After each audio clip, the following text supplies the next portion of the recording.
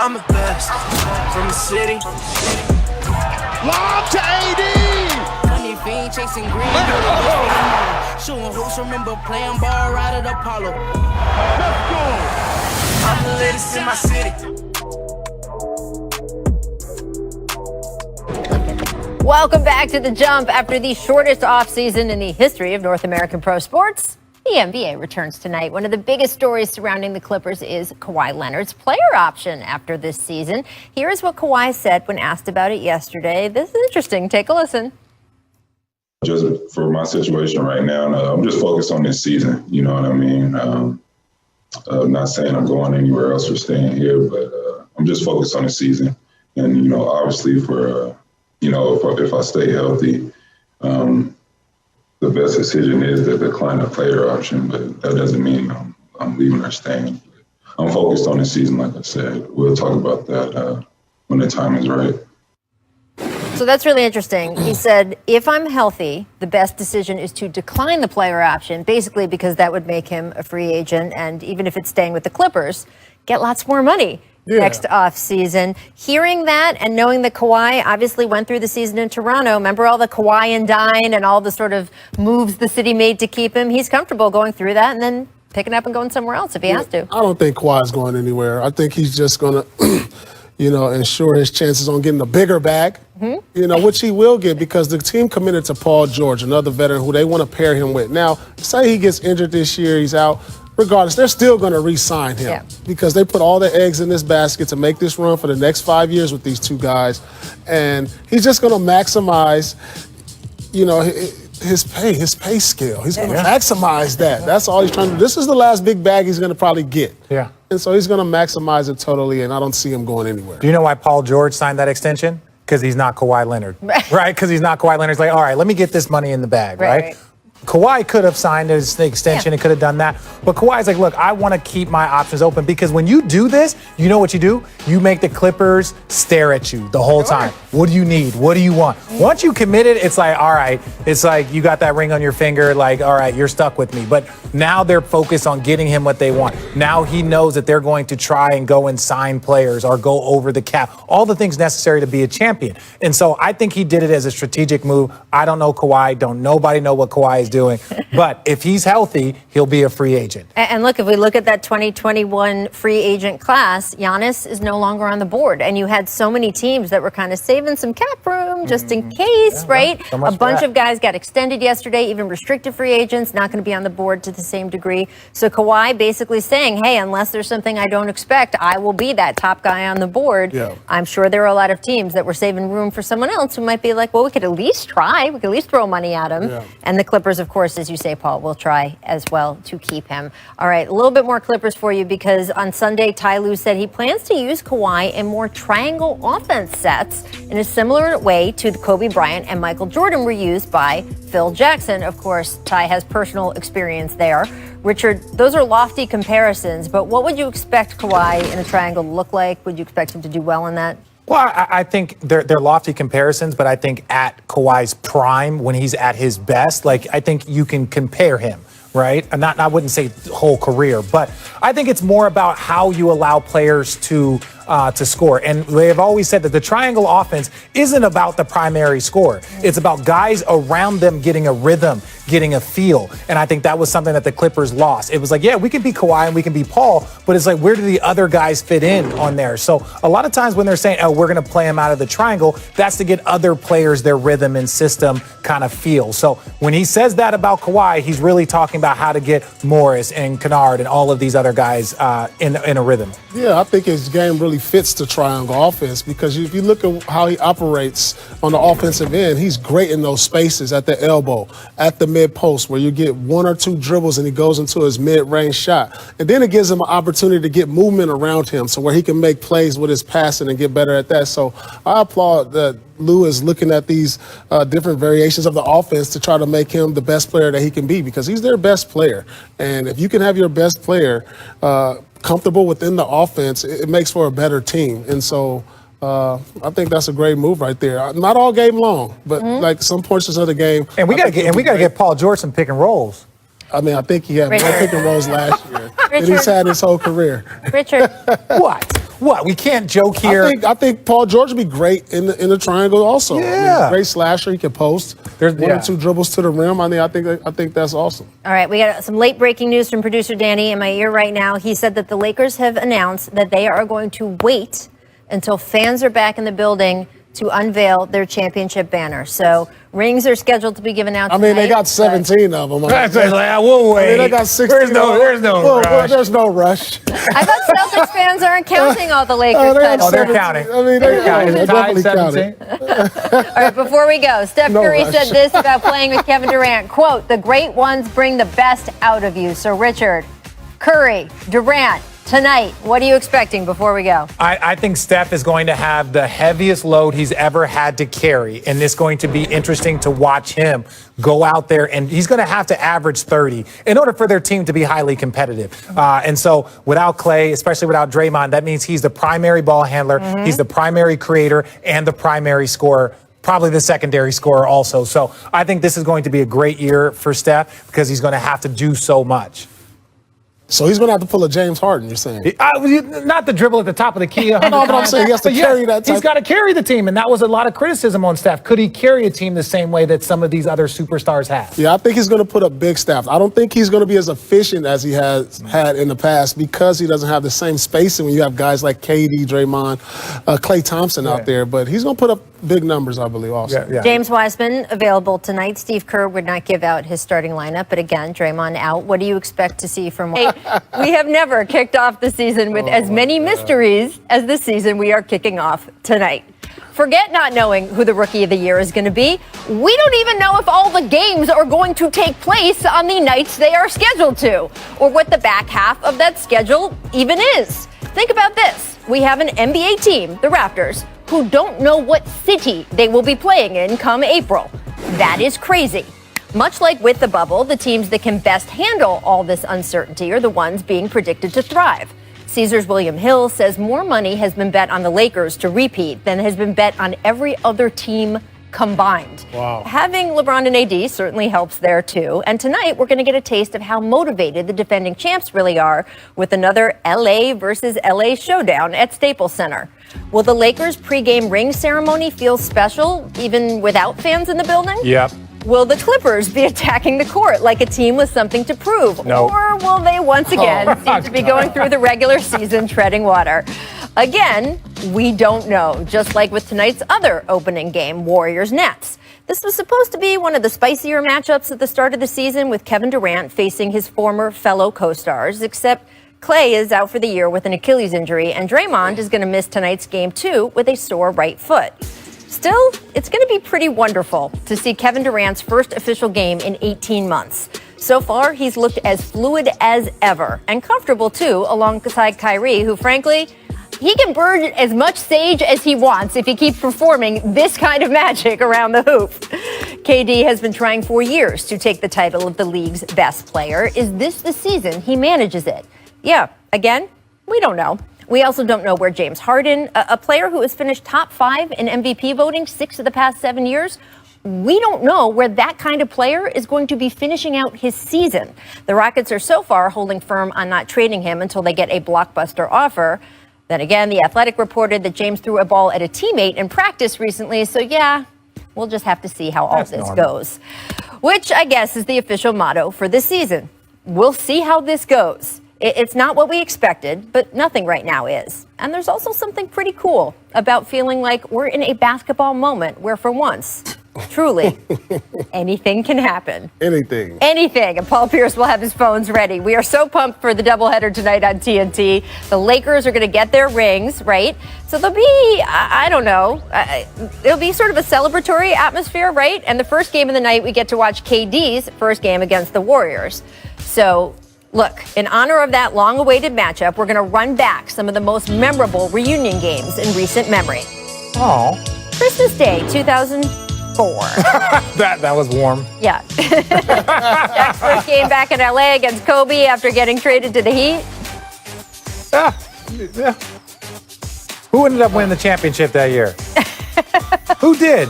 I think the Heat won. No, I think Pistons won. They won it the next year. Stop trolling, Richard. On December 2nd, 2010, LeBron played his first game back in Cleveland after taking his talents to South Beach.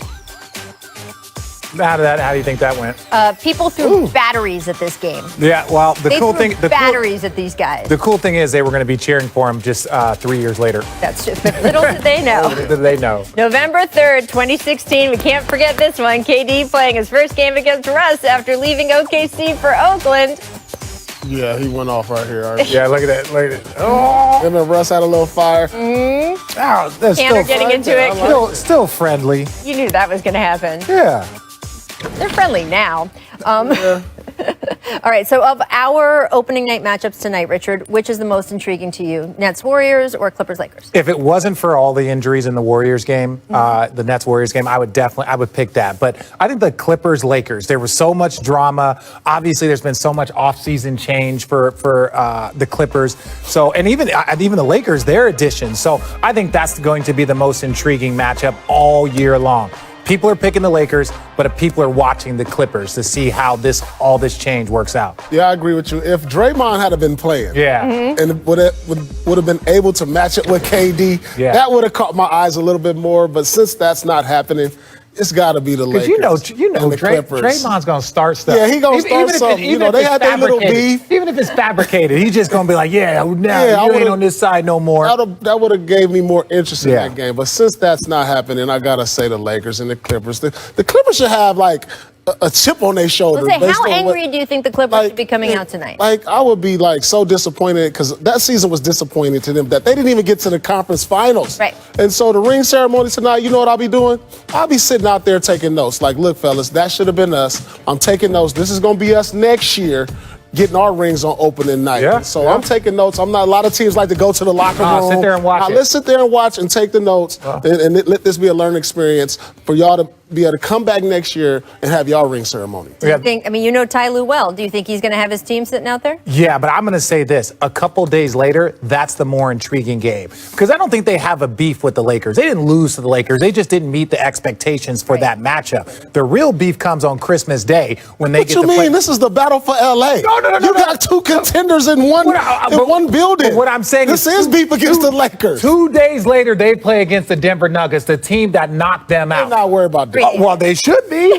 They worried about the battle for LA and the respect because when they go out to a restaurant, if you got a Laker or the Clipper the in line, Lakers could lose. The Clippers going to be in the back. The Lakers could lose by 100, and it won't mean nothing. It won't be nothing. No, it won't mean nothing. It won't be nothing. But that's what I'm saying. So for them, if you want to have a chip on your shoulder, don't look at the champion. Look at the team that knocked you out. No, it's always going to be a battle for LA. Oh yeah. When you're a Clipper and is that a battle? You take the back seat all the time. You even play under the Lakers arena. Yeah. Until you get your arena and win a championship and get your identity, it's always going to be beef. This is coming from a former All right, Clipper. listen, Hey, I Paul, understand. ask Richard which game he's calling on Christmas Day. Could it be Clippers Nuggets? Not saying I wanted to give a little bit of foreshadowing, but yeah, I'm going to be doing a lot of conversation around that. But also the Miami New Orleans game. I'm the only individual. You're going to make it to both arenas, huh? Well, no, I'm just doing it remotely. Okay. They looked at all of the broadcast team. They said Mark Jackson, Van Gundy. They were just like, who likes their family the least? who will want to work? Who will want to work for 8 hours? 8 hours. And we found him. It's good. Do you think, real quick, guys, do you think Kyrie said that the sage that he burned in Boston Garden was not just for Boston, that he wants to do it in every arena he's in before every game? Is there sage tonight, Richard?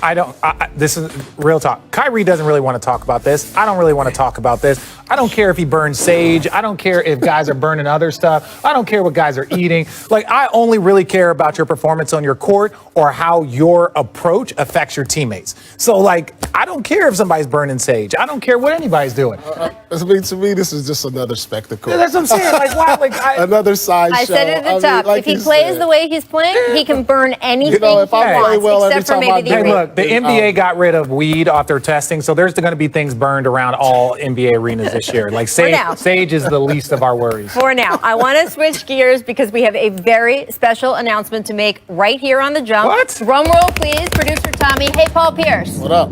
Today is when they are announcing the next class of the Hall of Fame. And guess what? I didn't know that. Guess who's nominated? Am I We really are in there? thrilled to tell Am I you. in there? Paul Pierce has been nominated for the Hall of Fame. Congratulations. Class of 2021. As a competitor, I don't like you, but respect you. You know what I'm saying? We've broken every social distance protocol. Oh, we're not allowed to do He's that. got to make it through the nomination process now. You know, At least I'm apologize. nominated, Let's though. edit that out. Can we edit that out? This is live television. I'm happy to receive but my nomination. was happy This for moment, him. Paul, this is Now, listen, this is a great honor to be recognized, even nominated. You know, it's like being nominated for a Grammy or Emmy. Just to be in the conversation is a great honor. Thank That's you. awesome. all right. We need you to call KG during the break and tell him it's not just him. We're going to be talking about this a little bit more. Stick with us because coming up, we're going to share the rest of the finalists for the Naismith Hall of Fame exclusively here on The Jump. We'll give you some info on what the class of 2020 will be enshrined as well. Stick around for that. First, though, it's time for our distant replay this date 2000 featuring the late, great Kobe Bryant. What kind of dunk he gonna do on a game winner? Oh my God! Watch your head. Dirk Nowitzki. Oh. Look at all the Hall of Famers on that court. He got the Kobe has dunked on more superstars than anybody. Dirk Nowitzki, Yeah, Kobe usually it's the Bryant, role Bryant guys. this year, and Paul Pierce on our set. It's a Hall of Fame-a-palooza. Pro Kobe. Mean. Welcome back. We indeed have breaking news coming out of the Hoop Hall. Here are some notable first-time nominees for the Naismith Memorial Hall of Fame class of 2021. Who? Aside from Mr. Paul Pierce, we got four-time All-Star, former coach and ESPN Jackson was a analyst problem. Doug He Collins. was a problem. Five-time champ Michael Griffin. Cooper, 99 WNBA MVP, seven-time All-Star Yolanda Robin Griffith, was a problem. Yeah. three-time WNBA MVP, seven times All-Star Lauren Jackson, and 10-time All-Star, 2008 Finals Coach, we MVP, got Coach in there, our Coach very Collins. own Paul Pierce. Paul, now that you've had a couple minutes That's to amazing. let it sink in and reflect, what does it mean it's to be a just- finalist? Just to be recognized, if I do make it, just to be recognized in basketball lure forever. You know, when I'm long gone and away, you know, I always said, like, look, the Hall of Fame is forever. Having my number hung up in the Boston Garden is forever. So, I mean, it's a true honor if it were to happen, and I'm a blessed that I'm able to put time in on my craft and all the hard work, mornings, nights that I can get to this point. And Look at him pay dance. off.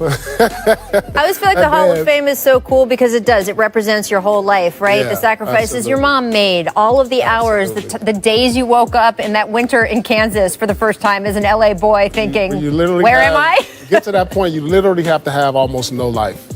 Trust me. And I, for many years, I had fun here and there, but it was strictly business, and I'm happy that it's paying off. Yeah.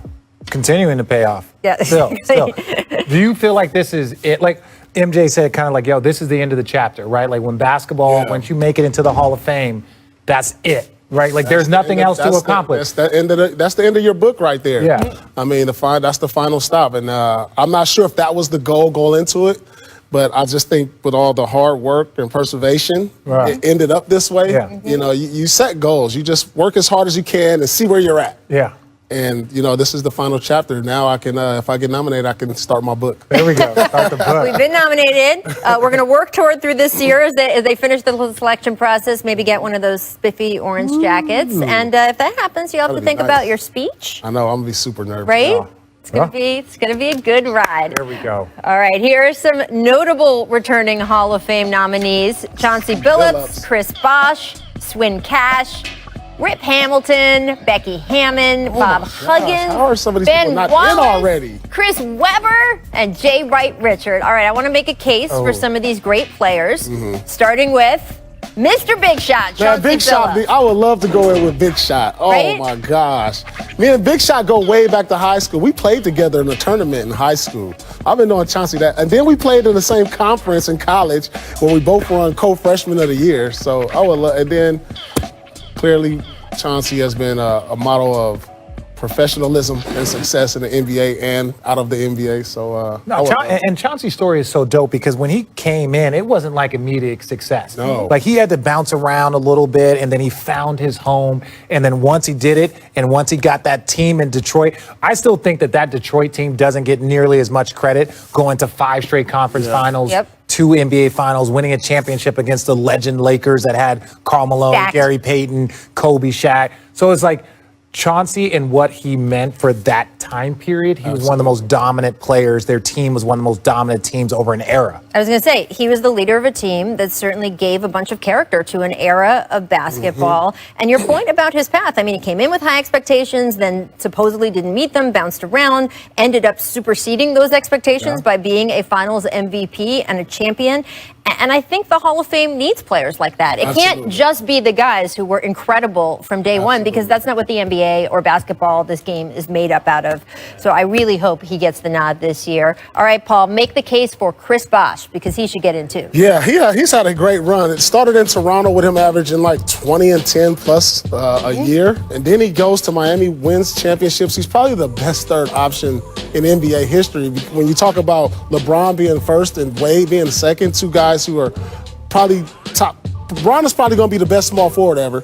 Wade is probably going to go down as like top 3 2 guards ever. Yeah. So, you know, for him to fall into that role and thrive, and he's the reason they beat us the one year in Miami. He knocked down a corner 3 that's still in my nightmares. I still remember that. Well, and it's sacrifice, right? Like that's when you want to be a champion. You have to sacrifice things. So he proved that sacrifice was worth it. So I like Chris Bosh definitely needs to be in. All-Star games, Chris Bosh is a Hall of Famer. He still should be playing. I'm going to keep saying Ben Wallace is a Hall of Famer. And Richard, I know you agree with me that Chris Webber is a Hall of Famer. Look, that's the funny thing when we talk about the NBA and then you talk about the Hall of Fame. The Basketball Hall of Fame is everything that you have contributed to the game of basketball. Number 1 player coming out of high school. Fab 5, one of the most impactful names in the game of basketball. And then Rookie of the Year and all the things that he did while he was playing. Obviously, a knee injury shortened his career a little bit, but Chris Webber deserves to be in the Hall of Fame. And everything you contribute to basketball, he sold a lot of shoes, too. A lot of shoes.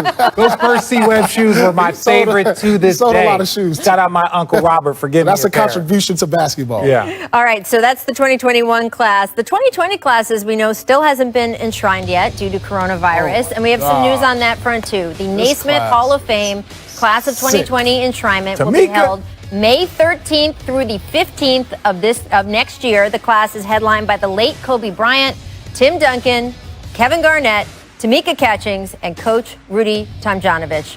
Paul, I'm fast forwarding. I think it's January already. I'm going to be so disappointed if this class is inducted virtually, because I really need to be here to see these speeches from KG. I need to be there front and center. Right? Like, oh man, I mean, this guy is the epitome of hard work, discipline, and just tenacity. I mean, come on. Is there anybody more competitive than KG in the history of the NBA?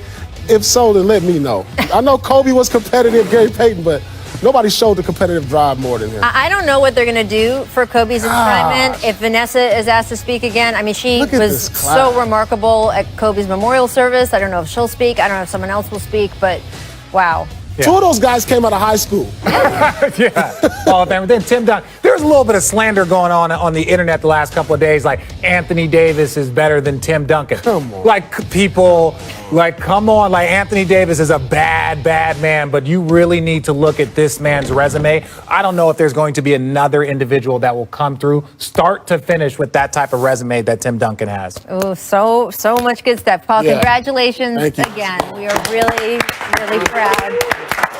All right, after the break, we're going to share Adam Silver's comments about the idea of maybe adding more teams to the league.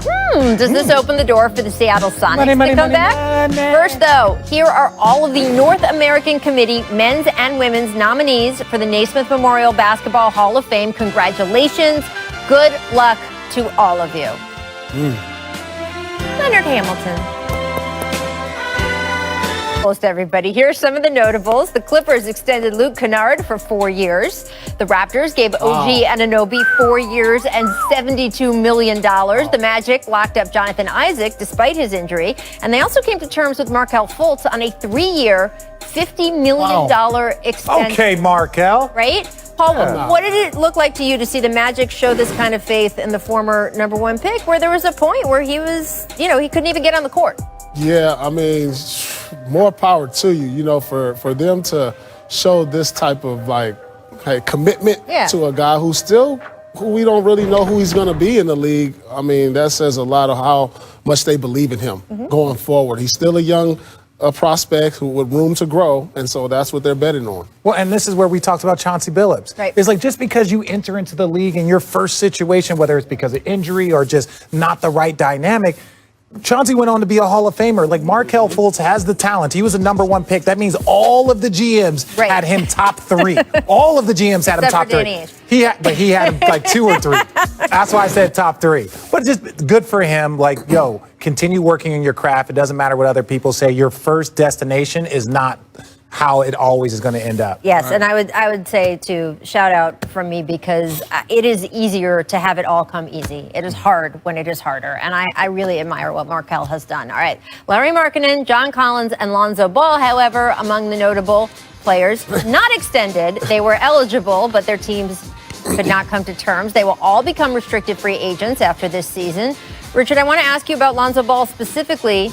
Should he feel slighted about not getting extended, or should he feel excited because the free agent market next summer is actually a little more dry than we anticipated, and he could be even restricted, one of the bigger names out there? Well, he can. And this is what people need to understand. Lonzo Ball's impact is not just on the court. There's a lot of GMs, a lot of teams over there that he has a star power to him. He will put people in the seats. He will sell jerseys, whether it's because of his brother, his overall name. So yes, while New Orleans might have said, hey, your value to us is 12, another team might say your value to us is 15. So he's just going to be a restricted free agent. I think that's a good idea. Listen, when you're on that rookie deal, you can't wait to get extended. Can't wait. So, if the extension doesn't come, he's probably disappointed, especially when you see the other guys getting this type of money, and you're like, shoot, I'm at least worth what some of these guys on the list are worth. But what if they offered him 75 and he was like, he's no? Not, after your rookie contract, you are not turning that down. What? Unless you got a lucrative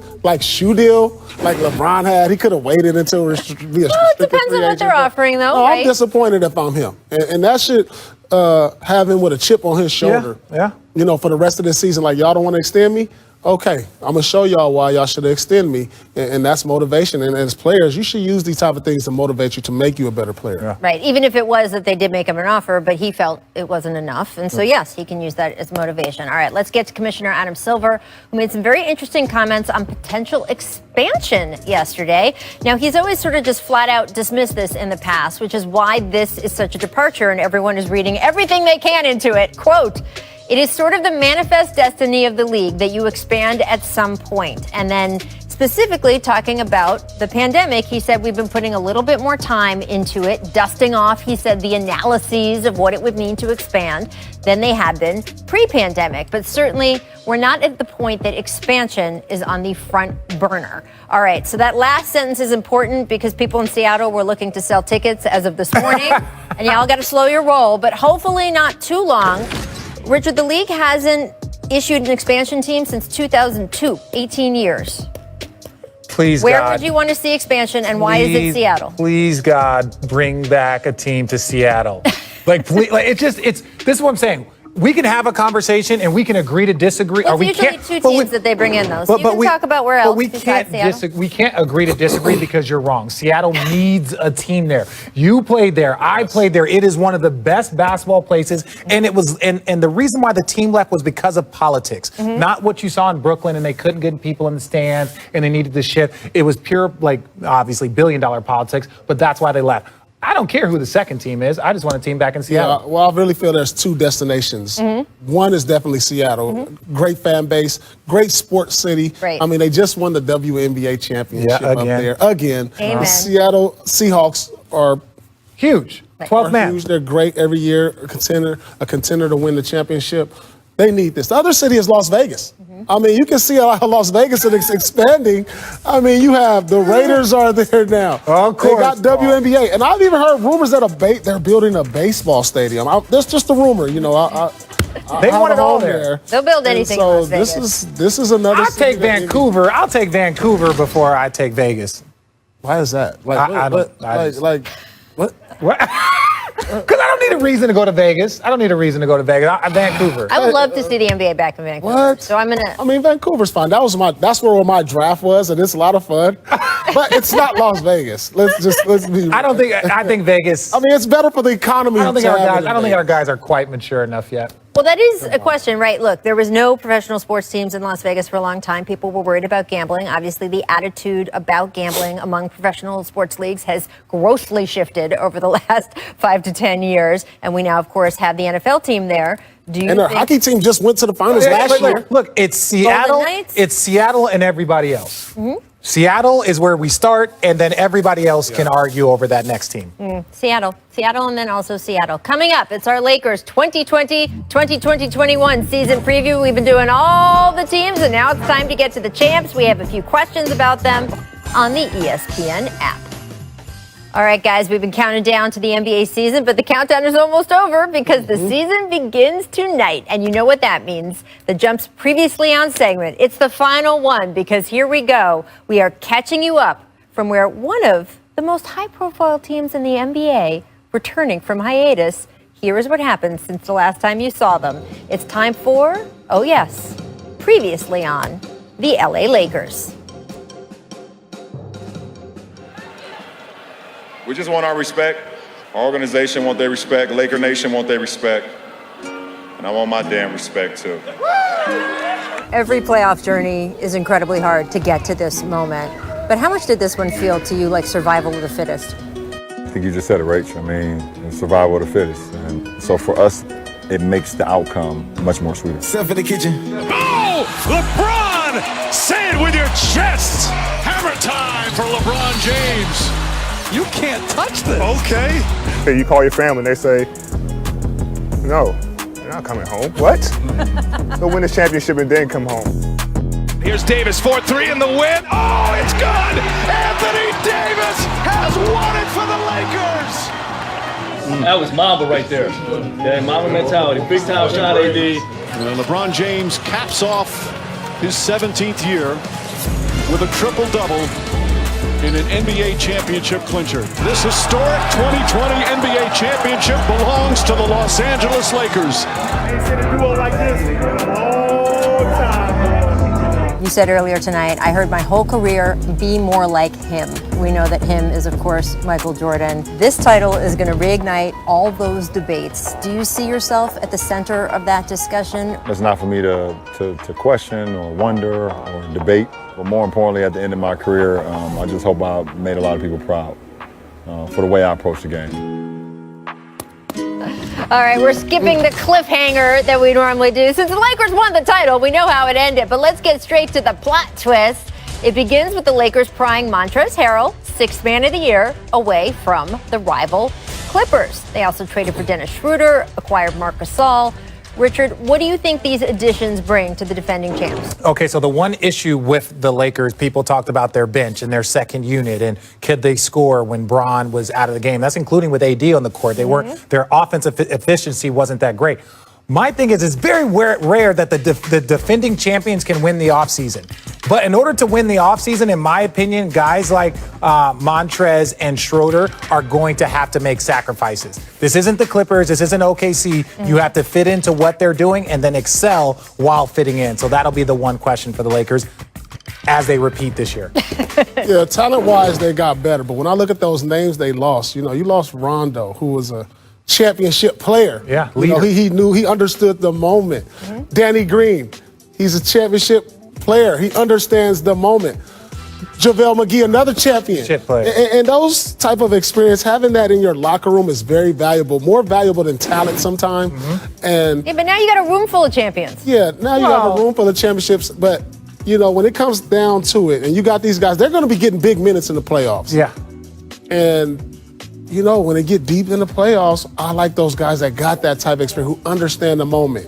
But it's always good to have fresh energy, the guys who aren't bored with the moment, guys who are hungry for that now. For that first championship. So that's also a plus also to having these guys. Well, look, we usually see when a team wins a title They end up somewhat overpaying some of their guys the next summer, right? Because everybody whose deal is up is like, well, hey, I was a big part of this. Like, you got to pay me too, and that kind of thing. And no one wants to break up a championship team, and those contracts can sometimes end up weighing on that team as it tries to repeat or go forward. The Lakers took a different approach. They were like, enjoy the big payoff that you're going to get from having just won a ring somewhere else. Yeah. We will be stocking some new blood here.